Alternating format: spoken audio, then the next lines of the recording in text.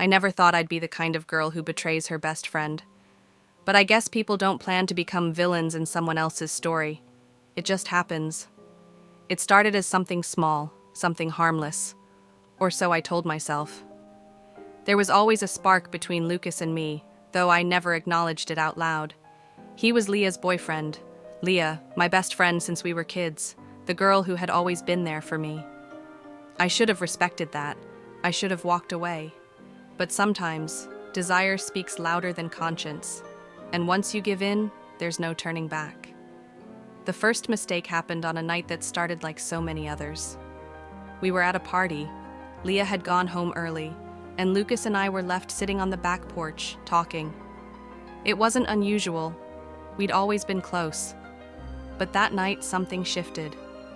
Maybe it was the way he looked at me when I laughed, or the way his hand brushed against mine, lingering just a second too long.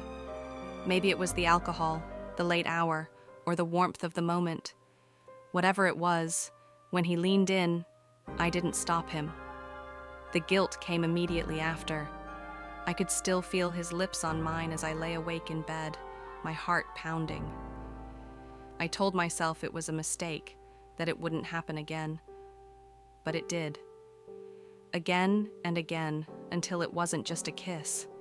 It was stolen moments in the dark, whispered confessions, tangled sheets, and the undeniable feeling that I was in love with him. I knew it was wrong. Every time Leah called me to gush about Lucas, my stomach twisted with guilt. She trusted me. She loved him. And yet, I kept seeing him, kept letting him touch me, kept pretending it wasn't tearing me apart inside. Then, one day, she found out. I don't know how. Maybe it was a text left unsent, a look exchanged at the wrong time, or just that instinct best friends have when something is off. She confronted me, and I didn't have the strength to lie. Her face, the betrayal in her eyes, it was like a knife to the gut. She didn't scream, she didn't cry. She just stared at me, shaking her head, as if trying to understand how I could have done this to her. "I trusted you," she whispered, and those words haunted me more than any curse or slap ever could. She walked away, and she never looked back. Lucas and I didn't stop seeing each other. We tried to pretend we weren't built on broken trust and deception, but the truth was always there, lurking beneath the surface. People whispered when we walked past. Some friendships faded, others turned hostile. I lost more than Leah that day. I lost the person I used to be, but I loved him. Or at least, I thought I did. Maybe I just needed to believe it was love to justify what I had done. Months passed. The passion that had once burned between us started to flicker. We fought. We made up. We fought again. The guilt that I had buried clawed its way back to the surface, and every argument felt like a punishment. He wasn't perfect. He wasn't worth losing Leah over. Maybe he never had been.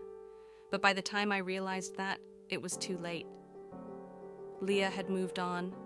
She was happy, free of the toxicity I had brought into her life. And me?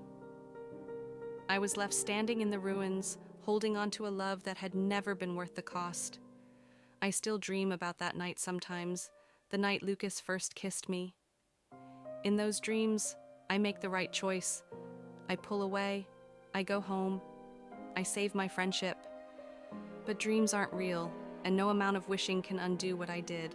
I lost my best friend, and I lost myself in the process. And the worst part?